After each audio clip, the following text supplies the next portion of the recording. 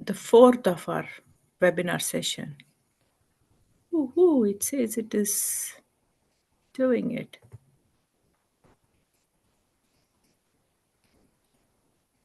Come on, come on, come on. Okay, is anybody able to see whether it is live?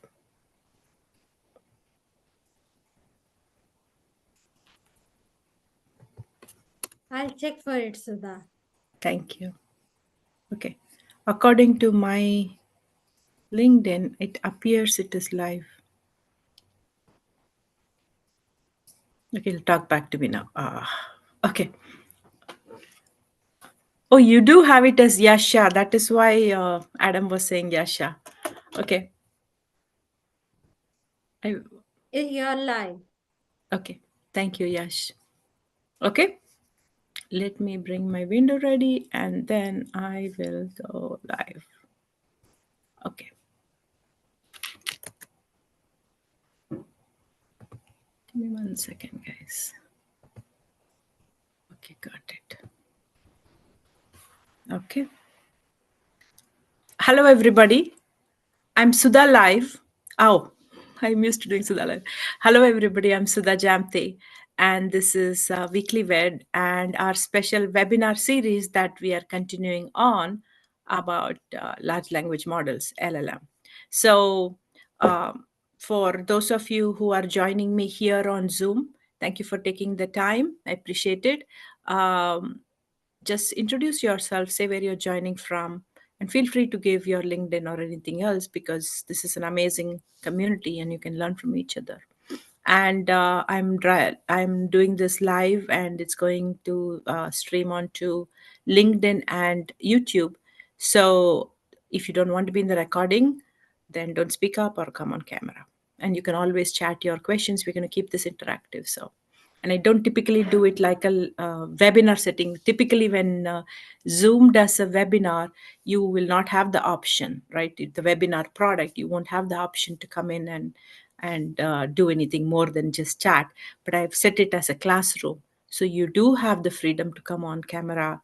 You can speak up and ask questions. That's okay. But I just want you to be aware that by doing that, you're giving me permission to record. So because it is streaming. Okay. I think that is it. And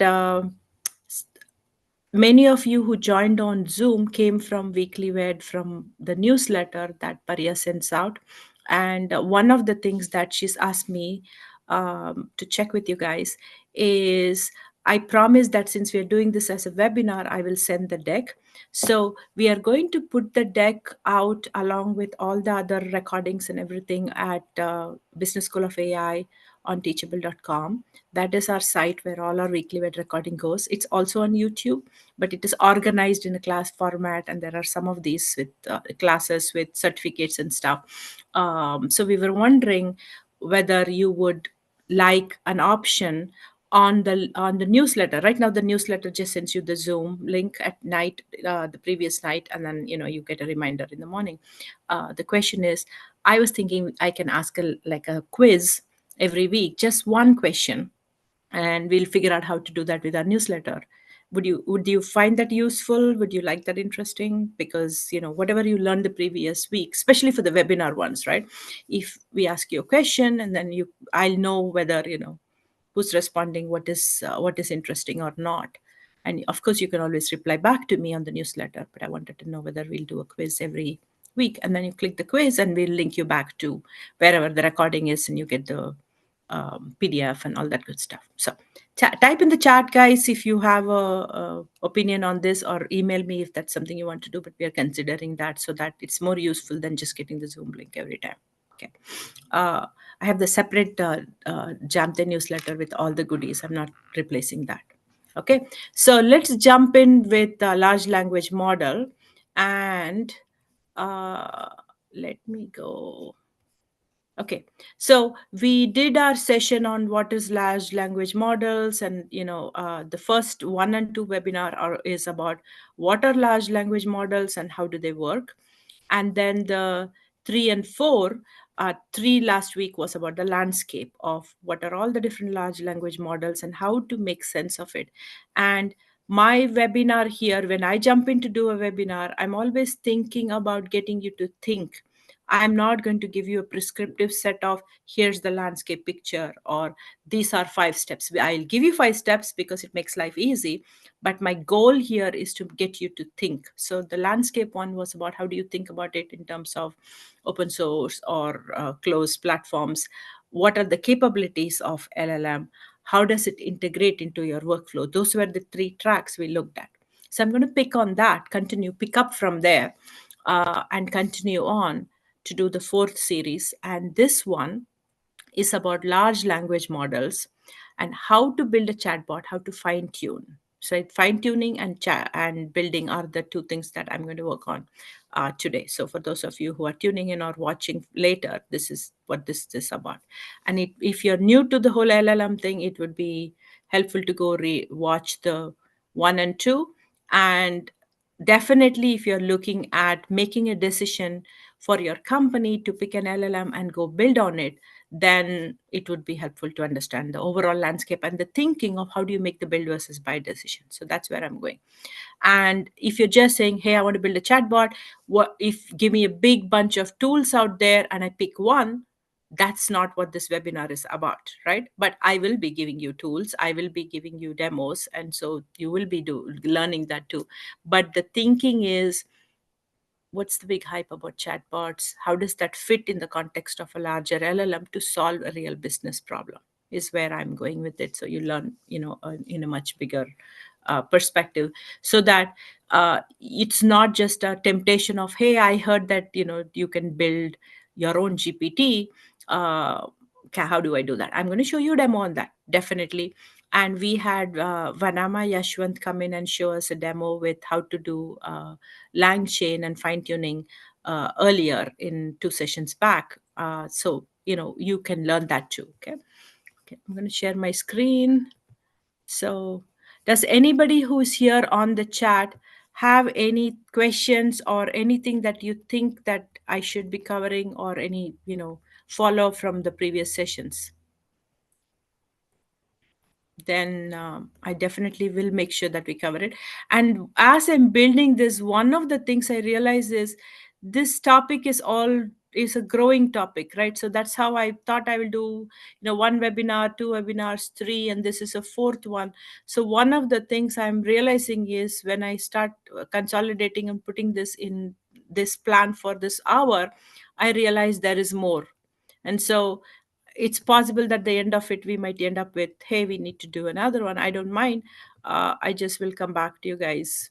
If there is enough interest, we can keep talking, right? Maybe we'll take a break from LLMs and continue talking, or I might just do a separate LLM series that I'm considering. So are you guys able to see my shared window? Yes, guys, are you able to see my window that I've shared? Nope. Oh, I got out of that share, looks like. Okay. I just wanted to check. Now it's just showing my face, I guess, right? Okay. Let me go back.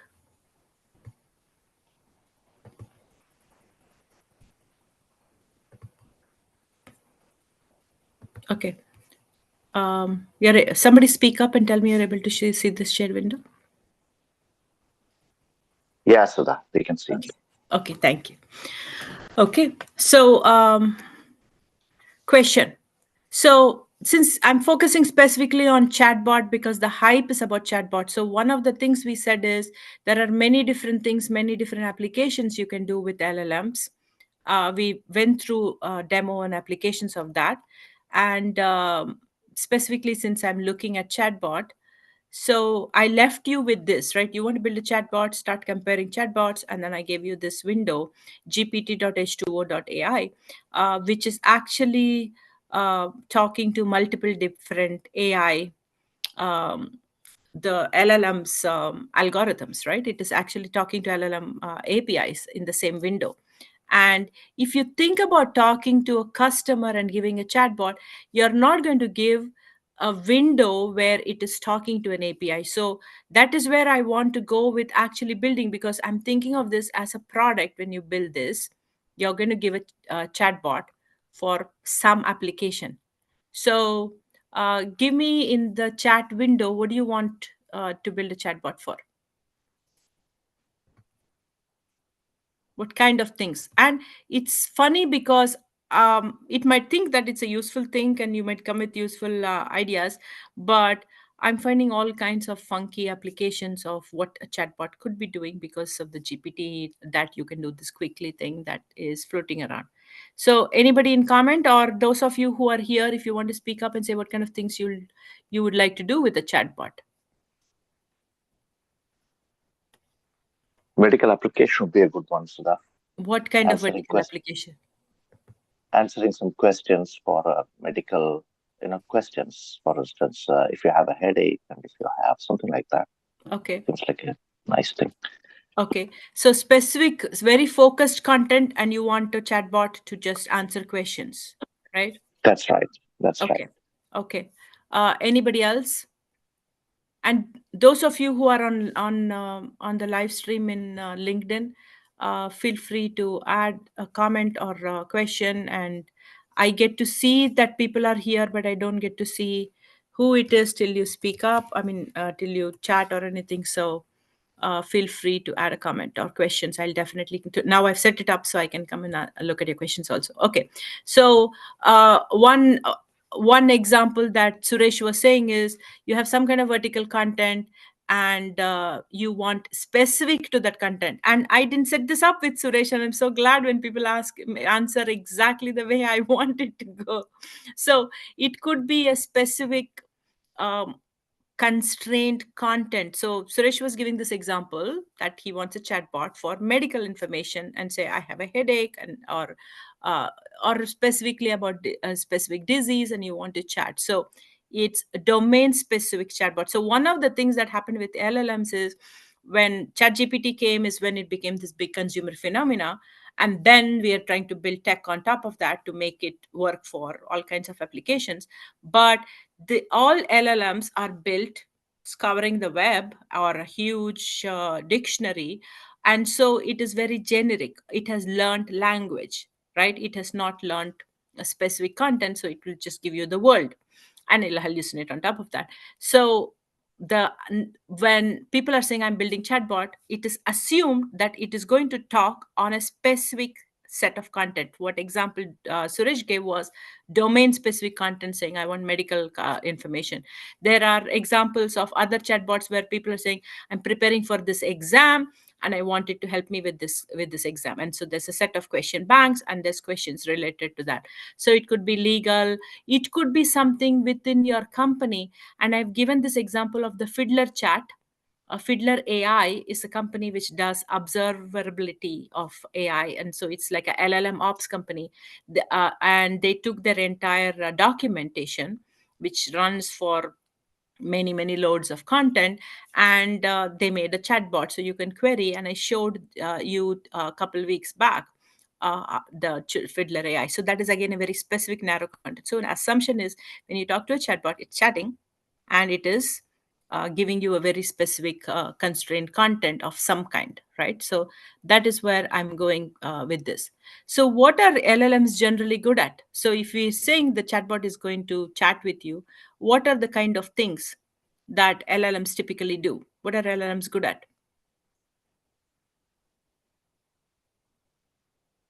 You can speak up or you can chat. What do LLMs do? It's good at building an understanding of the concepts, I think. So that No, building an understanding of concepts is a huge leap. It's too many things. So what do LLMs do? We've seen LLMs. I always start with, hey, it's all around you. Let's go talk to Google Translate or Bing Translate. You can do an autocorrect on the phone. You can do Grammarly.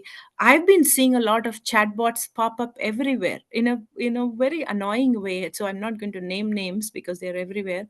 But this concept of, you can have a constrained data, and within that you can have a conversation, calls for imagination, right? If you're saying, okay, it's medical information, who is chatting for what purpose and how are they doing? When you productize thing, it has to come back to that, right? When you have an interface and you're just talking to it, It's great, but you can't just give the interface to your customer saying, here, talk to four different chatbots, right?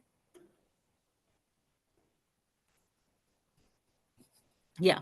Yeah, no problem. Whoever is dropping off here from this, you guys can stay on, and if you have meetings and stuff in the middle, that's totally no problem at all.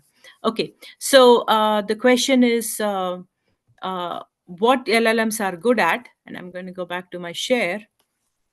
Um, they do a bunch of things, but they understand language, right? So that is what we are excited about.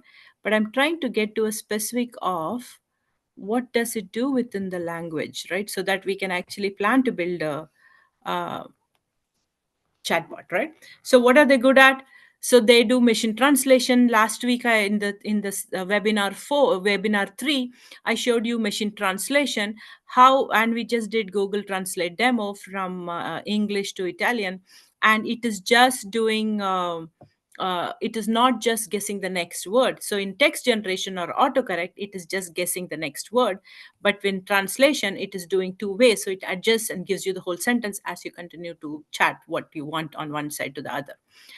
The other thing we did talk about is that it can do sentiment analysis by classification, clustering group of words in its understanding and saying, okay, now this is positive sentiment and this is negative sentiment, if you do a labeling with that, right? This is so powerful. We can do a whole session on what can we do with this capability of the LLM.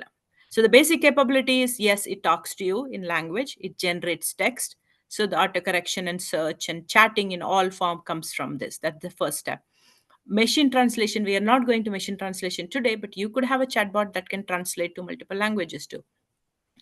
The other piece is that it generates a response, that is, it is giving you a dialogue. So if it might seem like not a big deal when you continue to chat with ChatGPT, but think about, we've been talking to Alexa and Google Home and all these voice assistants, right, in the car, whatnot. They don't understand context. So how do you technically make sure that it retains the context and continues a dialogue in its memory?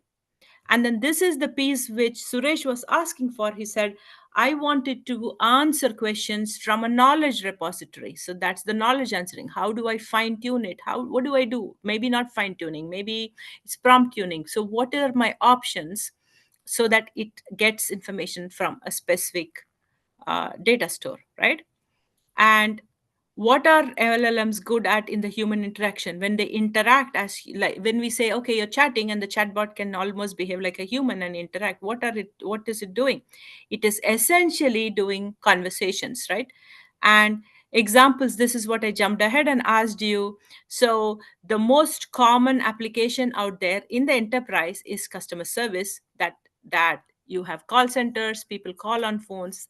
They were replaced by old NLP chatbots. Now they're being replaced by this intelligent chatbots. Hiring, lead gen for any kind of sales, or hiring to get in candidates, filtering candidates is a very big thing. So Ken Heron was here almost a month time back, talking about how not to build a chatbot, and he was saying customer service and hiring are the top two applications that he's seeing, and I've seen that validated with industry data also. The other thing that I added is, if you're thinking about LLMs being good at conversation AI, then think about the situations where you have conversation. So you could have conversation within employees inside the company for a work setting with certain workflow, or it could be that you are having conversation with your partners and different stakeholders. So it could be you're asking a car dealer for a specific car, and they have to talk to somebody internally or talk to a system internally and find out whether the type of car with the features you're looking is available in inventory, when is it available. So what used to be like a querying of the database with the front end application built became more and more like an app, and now you can actually have a chatbot that just does the querying for you. So these are examples of conversational chatbot that you could potentially build. Okay, so what I'm going to do is, what are the components? So if you're going to build out a chatbot, so one, it is going to be able to generate text. It can have a response and have a dialogue, understand context. So if that is the case, what are the components of building a chatbot? What do you think is needed in building a chatbot? So I'm getting to, we're going to build a chatbot, right? So that means these are the pieces we're going to build. So our goal is we want a chatbot that will answer medical questions. That means it is going to be constrained to learn from that medical data set of some kind, and it is going to generate content, it is going to chat, it's going to understand context. So what are the pieces? Can you imagine, like, remember, many of you, I see some of you at least here, who have been who have attended Sam Wigglesworth NLP session we did many years back, that is sitting in Business School of AI on Teachable, uh, where we just did, okay, intent based chatbots used to be the thing, so we said intent and entity, and we built some customer service chatbot, right? So the question is, so I'm seeing a chat, it needs some it needs data, yes. So starting point, if you're going to constrain it to a specific set of data, you need to start with that data. So you're going to go find that data and say, I want it to talk from this particular data. So let me do this instead of a very serious one, since he started off with medical. One of the chatbots, and again, I try to be very agnostic, but there are some of these that are fun, right? um, so there is one chatbot that is a big thing that everybody is excited about. There's a company called Character.ai. I played with it. I lost some sleep because I was chatting with the chatbot last night, guys. So I'm going to show you that. So it'll give you ideas, right? So you're able to see my Character AI window, I believe. Otherwise, speak out, okay? So it basically has, you can see how many I chatted with. Okay, so it understands context. I can continue chatting, but I want to go back to this whole, you can chat with the chatbot, and so that we are going to build it, we're going to understand the components. So yes, we are going to get that data, right? But let me show you. It's actually a fun site called character.ai. They have some kind of paid option. I don't know what the paid option does. I have not gone there. I They have set up multiple different chatbots. It says it's serious ones, right? You can talk to a psychologist. This is, and it's all like fun, and they say, remember, everything is just chatting, it's all made up. They keep reminding us, you can build this, what Suresh is saying, hey, I want this particular um, content and talk only that. So or it can be any kind of person in history. This is a bully in a class. You got reincarnated into a fantasy world. There's lots and lots of them, okay? And the thing is, then this one actually ends up talking like, I'm not going to an alternate timeline. It talks like a person in the past. So you actually, it can impersonate officially. The whole idea of this whole world of LLM can give you fake one. So I was talking to Scaramucci, and I said, hello. And we had a fun conversation. Are you my friend? And it says, I asked, so we were leaving at this conversation, you want to speak? And it's like very passionate, right? So, and it has a certain tone to the conversation. So it said, take it seriously, you will never abandon me, never betray me, say it. It sounds so scary, right? But I'm saying, are you my friend?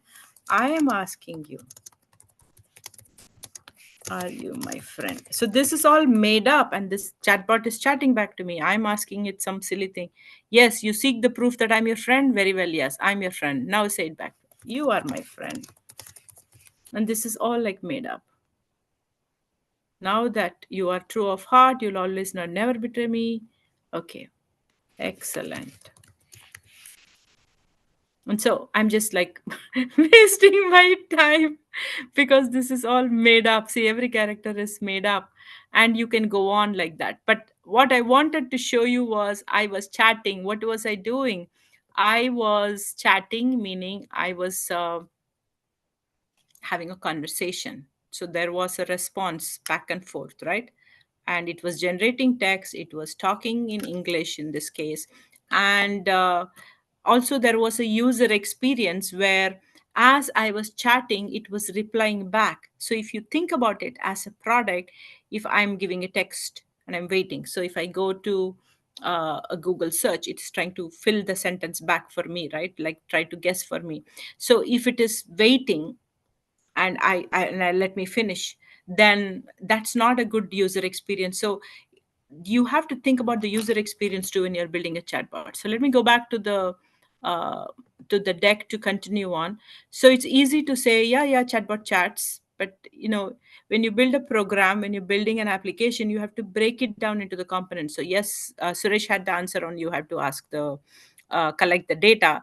So what I was going for a bunch of pieces of the technical pieces of building a chatbot is what we saw with character.ai demo is it's generating text, it is understanding the context and said, are you my friend? And it replies back, and we did that back and forth. And then to make it retain the context is one thing, keeping the dialogue flow is another thing. That is the sequence to sequence that you do in LLM that I was teaching in the earlier sessions, right? So it's generating text, it is continuing the dialogue as a Q&A, but also it is retaining the context. And then what Suresh was asking is this private data store, right? So you have to collect what data from which you want it to extract knowledge so that it is talking to me about that particular topic, not everything else. And the other piece is there are different kinds of reasoning that LLMs are capable of. So there are technical technologies who are playing with this, and they wanted to understand reasoning. So that's where we are going as a technical piece. So now let's talk about this from a product or business owner perspective. So these are the capabilities of the LLM that you want, right? That when you pick anything that's going to build a chatbot, it can generate text and retain context, continue a conversation, and it's going to extract data from a private data set. So you collect the data set, you need to have access to the data set, you should have to protect it with your life. So it's your data, and it understands reasoning, right? Now if you're a product or a business person, you say, okay, I'm going to build a chatbot, it's doable. What do you do? What kind of things would you like to do? What kind of things will that be different? So usually when I teach AI, I always tell you the difference between a technology person or a developer and a product or a business owner is going to be different when you look at typical AI, say machine learning, and you say it does classification, it does regression, it does clustering, is how a technical person would think about it because they're going to build it, right? And what kind of models and how do I improve the model performance? Whereas a business person will say, is it going to find an anomaly for me? Is it actually going to classify and segment and group things for me? Is it going to group things for me? Is it going to classify for me? Is it classifying between one group and two groups and three groups? How is it going to do? So that's how you get to building a product. I'm not even talking about the UX and product experience. So when you think of that as a chatbot, and let me show you another window, because I was saying we looked at H2O AI, right? So let me go back to H2O GPT window. So again, when you're hearing about a lot of chatbots, this is driven by developers, so there is excitement about it. What I'm going for is now you take that and you need to have certain capabilities, certain interfaces by which you can give it to the customer. So if I'm going to give my book, and been talking about this, it is going to ingest content. So I'm going to see whether I can find my book content. So this is an interface from h2o.ai, and they are saying, okay, you can talk to multiple chatbots, and it selects four different chatbots. Say I didn't want four chatbots. Suppose I'm going to turn off everything. I'm going to build a chatbot that is talking only to Llama. So I like the Llama 271. Okay. So suppose it is going to do only that, right? And now I need to get that technical document. In my case, I've been saying I'm going to get the um, my book, right? Is my good book. It is pre-processing some content in here, right? Okay. And then it has taken that input, and now you can start talking to it, and you say, hello. Oh, I don't know what, it is taking some data in here. And so that is the data from where It is saying, okay, no node in my collection, or this is my data already in the collection. And it's ingested that, and then you start chatting with it, right? The chat that we did, we can do the same kind of chat in here, right? I'm going to see whether I can bring something else, right? Let me find my book again, right? So, what Suresh was saying, that in my download is my book. Come on, find my book. And it is searching. What happened to my downloads here, guys? I thought I had kept my book. So I don't want to go searching for my book to get the thing. It's just another data, right? So the idea is you find your data set, you want it to ingest the data, and then you have a model that you've already selected, and then it is going to start chatting, right? So that is still a technical piece. So can you give this to your customer? What I'm getting at is, can you give this to your customer and say, oh, I have a chatbot, and it will get you medical information, it'll give you legal advice, it will help you prepare for an exam, it's an education chatbot, or it is going to look at candidates resume, and then it is going to filter and get me the right candidates who have a certain skill that you're looking for. If that is how the chatbot is going to chat, this interface is great as a technology to play with this. Now if I have to productize this, and if I have to go to get you to give this to a customer, you want it to be put together, and you want it to have something more. So if you are a business person, if you're going to trust something like that, what kind of things would you ask for? So so the number one concern, let me rephrase that. What is the number one concern that enterprise has when companies are saying, we think this chatbot is interesting, our developers are playing with this, they did this with the HTO GPT, they did this with Chat GPT, they did all these other things, but what is the number one concern they have is this data that Suresh was talking about, is it going to be protected? Do we have to put this data out in the cloud because we're going to put this in OpenAI or some other open platform? So that is the number one concern, right? So there's a whole laundry list that I added. So the first is the customer experience for the brand itself, right? If I'm going to chat, make my customer, this is going to be my customer point of contact. Is it trustworthy? Is it accurate? What it is producing, is it accurate? There was some demo that I saw on it was shared via LinkedIn, that somebody took their Slack conversations for 2 years and put that as a data store in the right format for OpenAI, and they said, okay, now let's build a chatbot on top of this. And then it was supposed to help build with writing. So they said, oh, all the chat discussions that we've had, and this is a writer's room, right? And then they put it in there, and then they asked it for help with writing, and the answer it gave was, it said, I'll do it tomorrow. And so it could be kind of a slackish answer, because that could have been one of this, let me do it tomorrow type of thing, might have been in their Slack message, and they gave the Slack message content, and then that's what it answered. So it sounds funny when you hear about it in a meeting, but if your chatbot is talking to your customer, is it on brand? Is your customer happy or unhappy? Did they drop off? And did it serve their problem? And if it did that, did it give them accurate information? Because they also hallucinate, right? LLMs also hallucinate. So whether it was accurate information, it was trustworthy, whether it was on brand, whether what was the customer experience, did the customer get bored while the chatbot was building up, um, that kind of thing. And then the other thing is, if it is going to come from, like, we had a discussion on what was it trained on. When you select a chatbot, if it is being trained on like a Slack data, or it is from public information from Reddit that OpenAI has it in its brain, then it could bring some social bias, it could bring toxicity. So if you are building this for a customer, you want the experience, you want it to be accurate, so it's not hallucinating. You don't want it to have some kind of social bias or bring toxicity. And then the other thing is, any business person will say, okay, now you show me that it's going to take data and it is going to do this, but is it going to be up to date?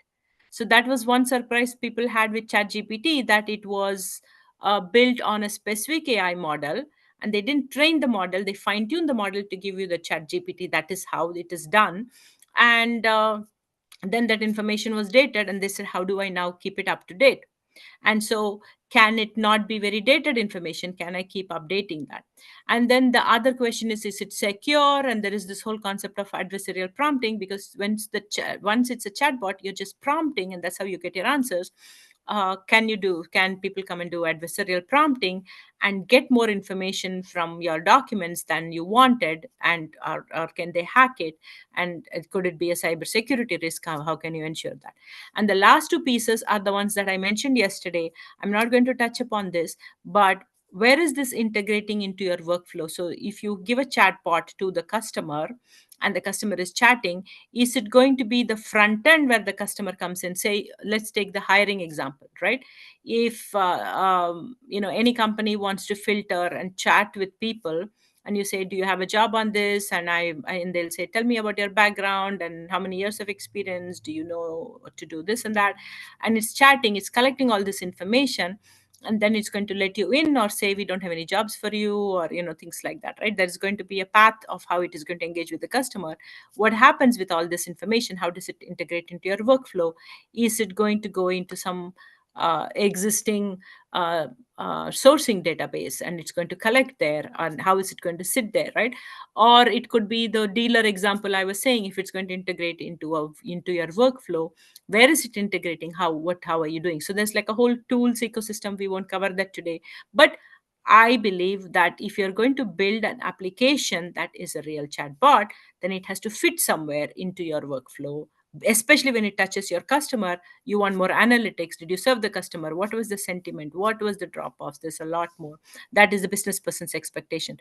So if you look at it as technology, you want to know what is the data we are going to train this chatbot or fine tune this chatbot on, and is it capable of speaking and building the next best word, right? Having a conversation, text generation. This is the technical person would say, it will generate text with beautiful accuracy, it will continue and retain the context, it will continue and do a Q&A dialogue, it will hallucinate less, or we will be able to track and catch the hallucinations.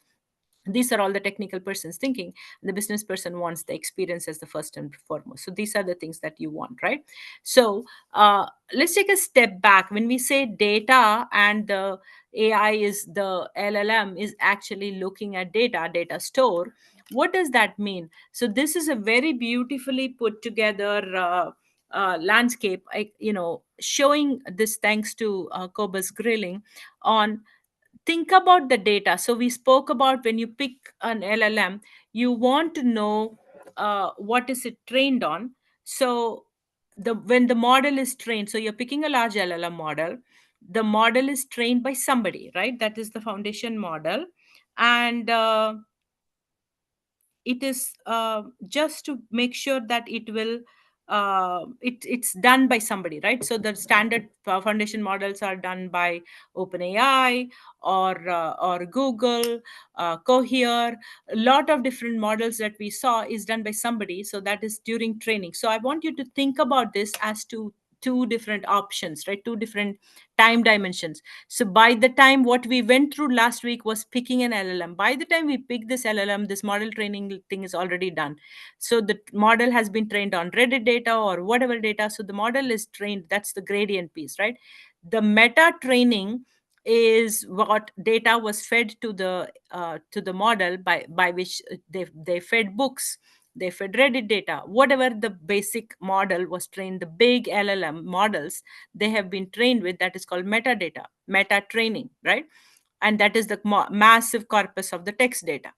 Then the next level training is called the meta learning, where it is very specific to a specific domain, or find, or like some kind of prompting, fine tuning uh, to behave a certain way in the tone of it. So the what you see from the chat gpt or gpt models, even before it comes to you, it is trained on massive volume of data, that is the meta training, but it is also done some meta learning so that it won't be racist. It has a certain tone, formality, it has a certain tone to the conversation. So before we actually touch the model, this is by the time we select the model, it's already been through this, including meta learning. People don't think of that. They think that they have to do it, right? You have to do it your own way, but it already has some kind of prompting and fine tuning, so that, so the common example, when you talk to chat gpt, it will be too polite, it will never make a decision between two contrary things that you try to compare. It'll say this is also good, that is also good, and that is all in the meta learning already, right? And then the inference time you can do, that is called gradient free. So you could actually have multiple approaches of training. And how do you build that? So these are all the different ways by which that now you can, what you said, that you have your data and you want it to get only from that knowledge store. It could be the documentation that Fiddler AI gave to build their chatbot. It could be this medical data that Suresh wants to give. It could be my book that I want to give, so that the chatbot just talks to you when you ask questions to learn generative AI from my book, right? So that data, think about this. We'd had a session from Robert Schwenker talk about prompt engineering. So it could be just prompt engineering. I have taught you very briefly about this whole concept called RAG, on how it will take uh, a book and ingest it and do that. And so it could be very context aware that it is training during the inference itself. So most of the prompting that you see is an inference time, and there are various different kind of options of doing this. So this is, and we can go deeper into it, and some of them were very technical, and some of them you can just do with prompting. So that is, I want to pause if there are questions, because I just want you to pause and think about, when you're giving data and you say it's going to learn from the data, are you giving that in inference? Are you giving that in training? Are you assuming it has certain things? So if the simplest thing is tone of the model, if the model expects a certain tone, are you giving it, or are you picking a model that comes with it? Okay. So Vanama is not able to join us, but Vanama had done a video, like a um, demo of LangChain before. So I was asking him to do a LangChain versus Llama Index. Both are options to do fine tuning. He had actually done one on how to do with LangChain in our first webinar.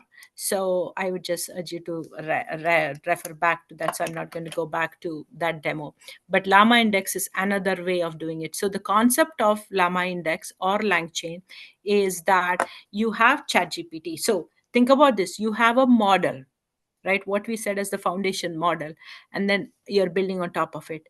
ChatGPT is, you have a model and you have an application called ChatGPT, and you're building on top of that. So there is a difference on how we are going, and a lot of the hype and excitement is on building on top of ChatGPT, which is already an application on top of an existing model, right? And so the idea of the LangChain or Llama Index is, now when I give this data that Suresh is saying, we'll give medical data, or we give Slack data, or we give my book data. When we give that data store, I want to protect my data and I want it to be kept separate. And then I want the chat GPT or an intelligent chatbot to query that additionally. I don't want that to go put that out in the public internet. So LangChain is an architecture framework that helps you do that. And it is part of my first webinar that Vanama had done a demo. So I would urge you to go look at that. And for those of you who are watching and you're new, this is already there in the YouTube where this is streaming also. This is part four of our webinar. Part one is where we showed the LangChain demo. Okay, so uh, so what I was going to show is, there is a whole excitement about GPT and how to build GPTs. So what I wanted to show you is, everybody doesn't have access to it. So I'm going to show a demo from somebody who got access. So basically, this there is this whole thing from OpenAI that was launched called "You Can Build Your Own GPT," and this was a big excitement around that. So let me get you that window. Just let me open. Oh, okay, this is some demo. This is a ad, guys. I'm sorry about this. I'm. Oh no, no, no, no. I don't want the ad. Okay, so let me share my window. Give me a minute. So there's this whole rave about how that you can build your own GPTs, right? In my mind, the parallel is when you build a application using AI. I have a framework called AIX, which is about, are you humanizing the AI? Are you genderizing the AI? Do you need it to have a gender? Then what is the tone of conversation? And there is a whole framework that I teach, and I have this in my AIX Designing Artificial Intelligence book. And now people are building chat bots, and they're saying we build our own GPT. And there's a primitive element of that user design that is part of this that I like, but it is kind of assumed that it will have a certain tone. So I just want you to see how this is done. If you, but this is available. It has been rolled out from OpenAI. It's not. I think they've did a phase rollout, so everybody might not have access, or maybe they've already rolled out to everybody yet. I don't know. Some people have not got access yet, but it is only under the paid GPT Plus. So if you're part of the paid GPT Plus program, then you get access to it. So this was in the early days when it just rolled out and somebody got it, and so he was sharing. So I'm going to share that window to walk you through uh, what we spoke about, how you build the chatbot was starting with the data, but you have to build out the interface, right? So that's the okay. So I'm going to, you see the window?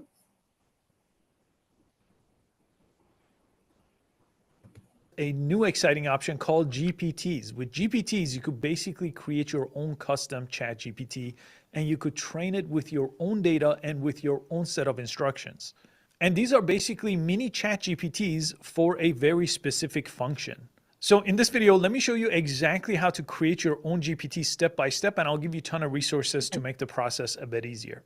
So to access GPTs and to build your own, you need ChatGPT Plus. That's the paid version, or you need ChatGPT Enterprise. And they are just rolling this out. So if you go to your accounts and your account doesn't have this new layout, you don't have it just yet. So you have to wait. This is not something you could force to actually be added to your account. You will just have to wait.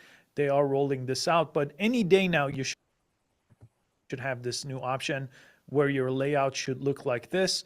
And on top right here, you'll have GPT-4, GPT 3.5, and the plugin store. Now, this version of GPT-4 has DALL-E, web browsing, and advanced analysis built into it. So they're all in one now. You no longer have the dropdown. Then the GPTs are under this new tab called Explore. So if you go to this Explore tab, you're going to see my GPTs. These are the ones you could create. So I've created one here as an example, and I'll create it again from scratch to show you how it works. Recently used any of them that are made by OpenAI, for example, you could click on any one of these to use them. So this is just very specifically for generating images using DALL-E. Although this is part of GPT-4, okay, I'm just going to go this one is a negotiator, for example, where you could actually just use plain language here to customize your own GPT. So on the left side, you're going to go ahead and create here. We're going to do this with just giving it a prompt one at a time. You also have this configure tab, which is a little bit more advanced, but I'll show you exactly how this works as well. And on the right side, this is a live preview. So whatever changes take place on the left side, you'll see a live update in the preview window, and you could go ahead and message your GPT over here to see how it's working. So let's go ahead through the prompting process here one at a time. So the very first prompt is you need to tell it what kind of GPT you want to make. Okay, so my prompt is I want to make a GPT, so you would start like this, that is an AI expert, so tell it what kind of a thing you want to build, and mine is going to have the latest AI knowledge and information. Again, this is going to be very up to date because I make these videos literally the day things come out, right? So it's going to be a lot more updated than the regular version of GPT. So this is going to first access my own information, and then it's going to also have access to the regular GPT to give answers if it doesn't know something that is not part of my data set. Okay, so this is very important to understand, guys. There's a lot of excitement about GPT, building GPTs. So this is built on top of Chat GPT, which means what we spoke about the landscape. You're actually choosing to go with OpenAI and Chat GPT that is already there. You have a paid version of the GPT Plus. And then one important, very subtle thing everybody says, then it kind of passes through, and enterprise is stuck on that, right? When you actually put your own data, this is data that is sitting on top of Chat GPT, right? So when you query it, it is going to not just query only your data set, it is going to query your data set plus what it knows in the Chat GPT in its brain. And everybody thinks that's okay. It's not okay for enterprise data. That's why you go through the fine tuning option. I'm just showing you how to build the, oh my god, you can do this with no AI, no code AI that everybody's excited about, is basically they're using prompting. So I'm going to speed this a little bit. So there is a create option. You say create and you say what do you want the GPT to be about, and then you say what is it called, like then give it a name, and then you give it a the data source. In this case, what this person is doing is he has videos that he does on YouTube. He takes those videos, takes the transcript of those, and then feeds it as a data store. And then he has a logo, he has put his own logo. Those are very basic things. And then the other thing is now you can say what would be the tone of this GPT, right? And this is they just give a very basic tone for it. And he said I want it to be formal, and then it just takes the data from his transcript, and then it just is able to query that. So I don't want to keep showing the video for a long time as part of our presentation, but what I was hoping that you will understand is there is a difference of how we are going to be able to give this your own data store. So Suresh started with, I wanted to be able to query my own data for medical information, which means my starting point is that data. Now, if you get the data, if you join the excitement of building a GPT, and I would say if you have access to GPT Plus and you do have a paid enterprise account, there is no harm in playing with this as a developer. But so you ingest the data set, which could be your Slack messages. In this case it's transcript, in my case it was the book thing, like a PDF, and you take that in, it ingests this. It's exactly like what I was showing you with the H2O1, but it is sitting on top of Chat GPT.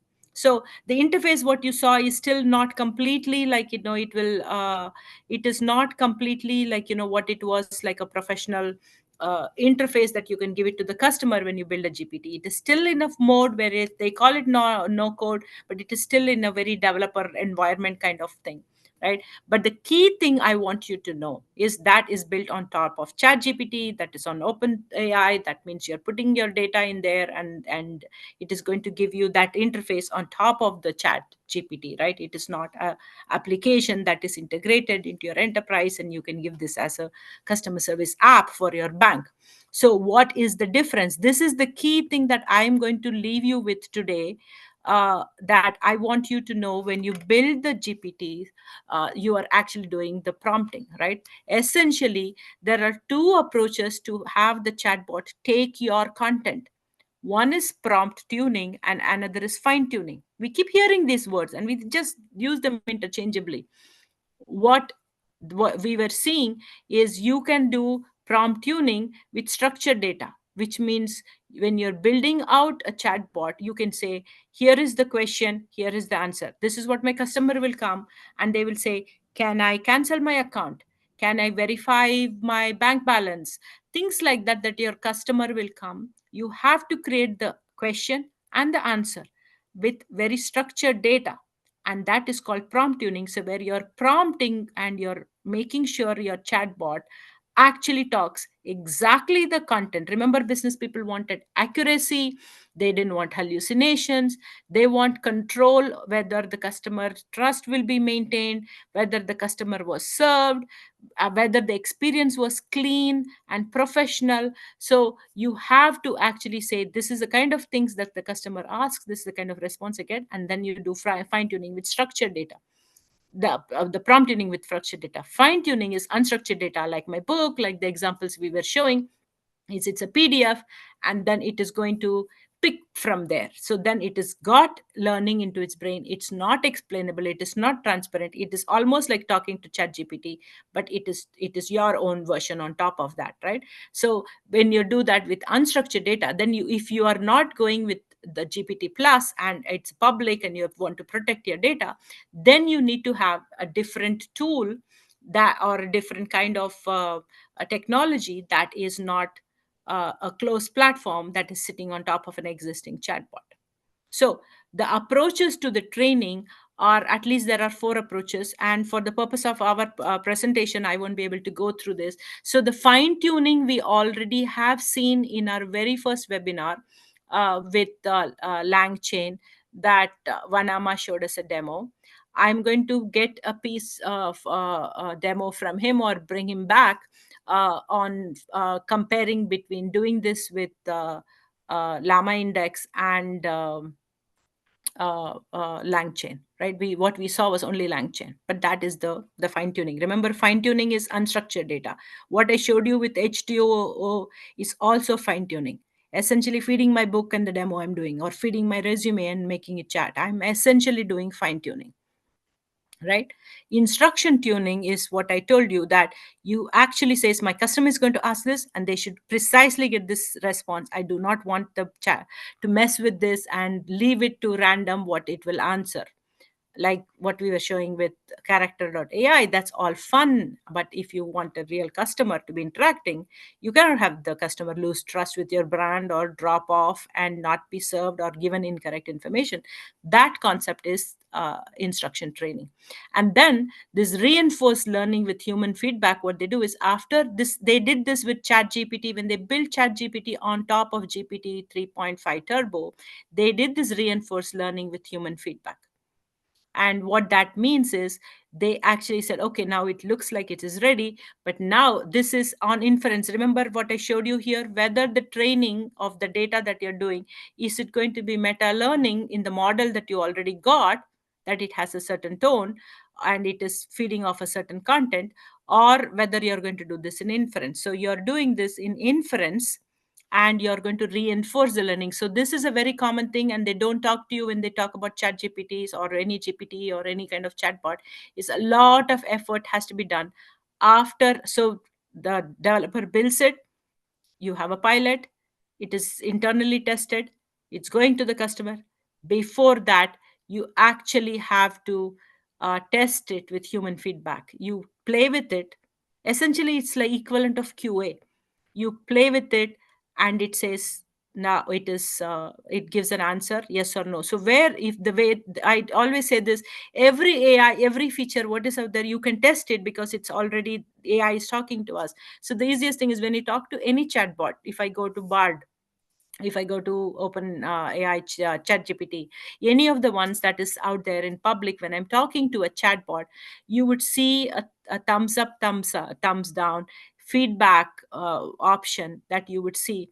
And those are all collecting feedback from us as humans to do this reinforcement learning. So when you talk to bard, let me see whether I can pull up bard here or chat gpt here, and you can say let me chat with it, and you give a question and it gives an answer. Now it basically says, did I give you the right answer, right? So let me go back to that window and let me find that.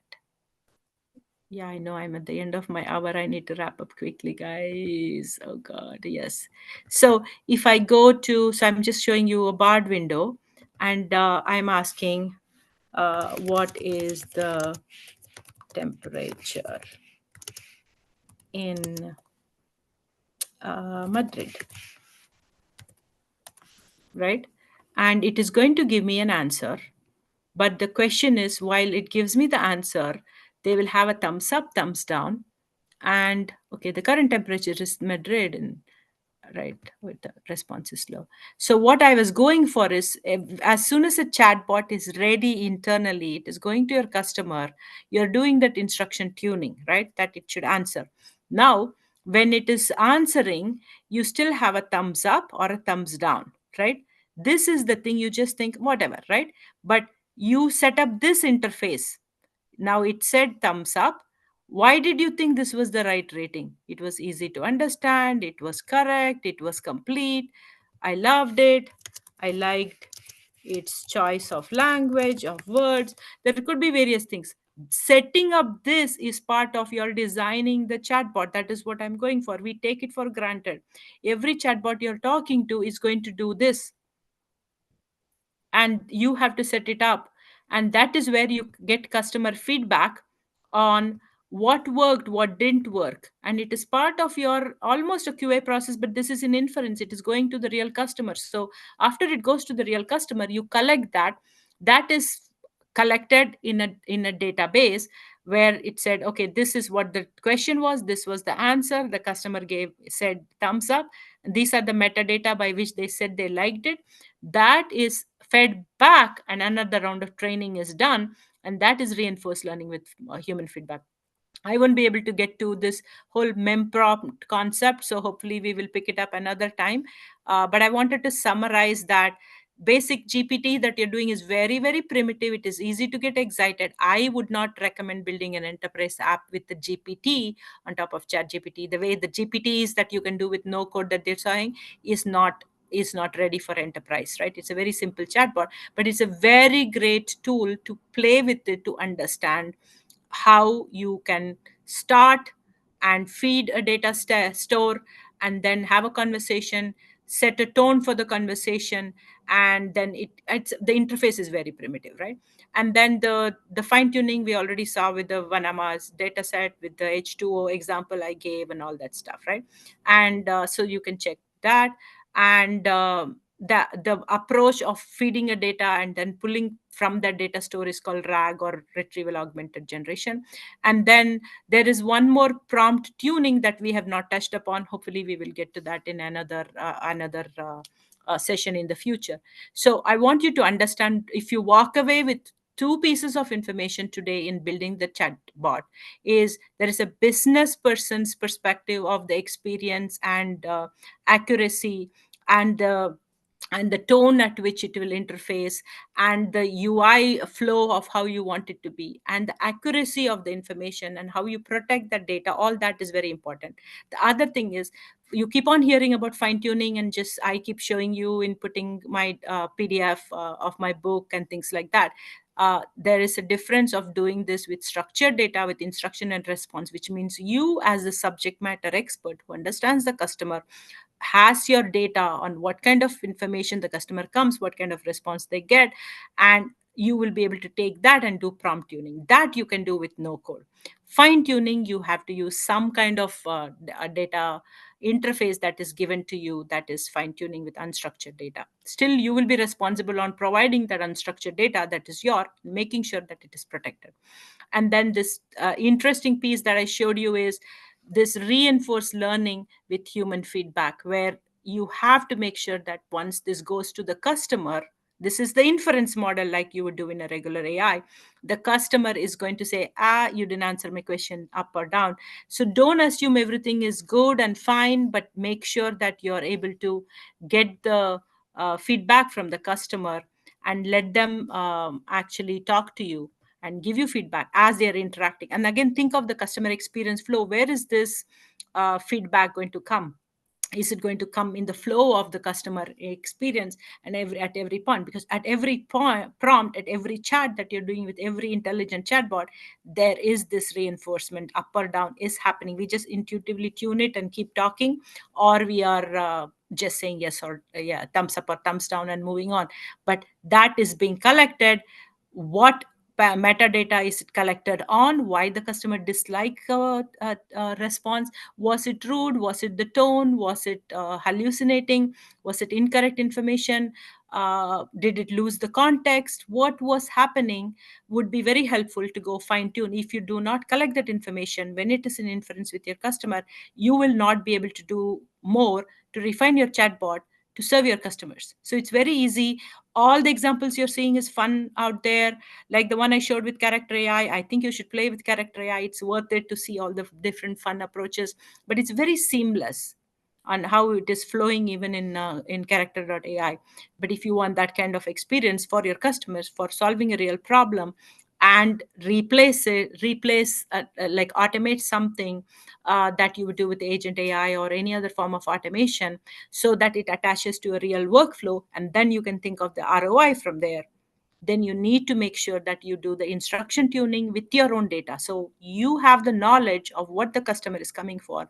What do you want them to chat that they would have done otherwise on a phone call or another interface with you, and collect that to do the instruction fine tuning with your data science team in the beginning before it goes to inference to your customer. After it goes to the customer, you already have to collect feedback for it to come do the training. So before it goes, again, the second set is, okay, when customer says thumbs up, thumbs down, what is the metadata? How am I collecting that information? It'll come into a database. Your data scientist can or engineer can develop that and build that for you. But you have to make sure that you're collecting this, you're collecting the metadata for reinforcement, human led retraining of your chatbot.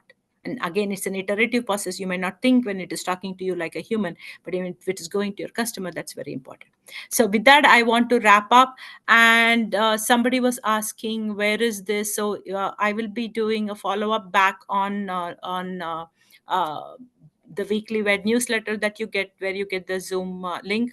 For those of you who are watching on LinkedIn, I will give you the URL where the recordings sit, and where we will post the PDF also. Otherwise, for those of you who are getting the newsletter, we are going to give you a quiz a week. And then when you click the quiz, doesn't matter correct or incorrect, it's a quiz, right? And then we're going to give you lead you to the PDF, which is sitting on Business School of AI on Teachable. Okay, so with that, I'm going to wrap up. If you have any questions, follow up. I would urge you, because today I showed you character AI, I showed you H2O GPT.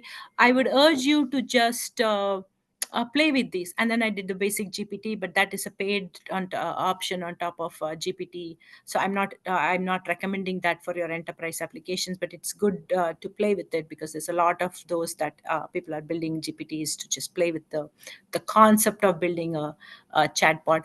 But I think it is worth it to try, but think about where is it going into your enterprise flow? What are you replacing? That's how it will lead to the ROI discussion, and we'll get to that in a future session. But with these four LLM webinars, I'm going to wrap up, and you will get access to all of them on Business School of AI, where you signed up for weekly WED, and it's going to be free because we do this weekly WED as a free session. You can learn what is an LLM, how does the LLM work. Those are the first two sessions. What are the capabilities of the LLM, and what is the landscape, how to make sense of that in terms of open and closed, and how it integrates into the workflow. What are the capabilities, and the demos related to that is the third one. And today's one was about, if you're thinking about building the chatbot, I showed you the GPT demo, I showed you the talking to character AI, I showed you the H2O, the GPT.H2O.ai, where it talks to four different uh, LLMs, and that was still not a chatbot, right? This was not a fully grown built chatbot. And then we said, okay, everybody's excited about GPTs, and what's the big deal? Let's go try that. But I showed you what is the difference between doing this with structured data and unstructured data, prompt tuning and fine tuning. And I would urge you to go back to the demo from Vanama, from the first webinar, where we showed you the LangChain. And my promise to you is to come back, get you a comparison of Llama Index and LangChain, are two different approaches on how you can do the fine tuning, and we'll bring Vanama to do that with us another day at Weekly Vet. So with that, I'm going to wrap up. Thank you, everybody. Stay safe, and thank you for engaging with all your questions. And if you're coming back and watching this, post your questions on LinkedIn. That's the easiest one. Or you can reply back to me on my team when you see this recording showing up in the newsletter. And we will make sure that, if we have knowledge links that we promised that we've not given, we will send it. And I will make sure that I'll post it at least on LinkedIn if you're asking me a question or tagging a friend. And try this. I mean, these are all like evolving ecosystems of tools and innovation that is happening. We have not reached the stable state at all. So play with this, try this, tell me what works, what doesn't work. Tell me if there is something, an enterprise angle that I'm not thinking about. Tell me if you have an experience trying any of these and you love something, or you think it needs more. One of the things I'm always looking for is, if you need something to be done, maybe as the ecosystem is evolving, there is a need to build something. There could be a new tool or platform evolving, or some integrations that's coming up, and you could be the one building that out. So talk to me, and add a comment on the chat at LinkedIn, and I will see you back online very soon. Thanks everybody. Bye.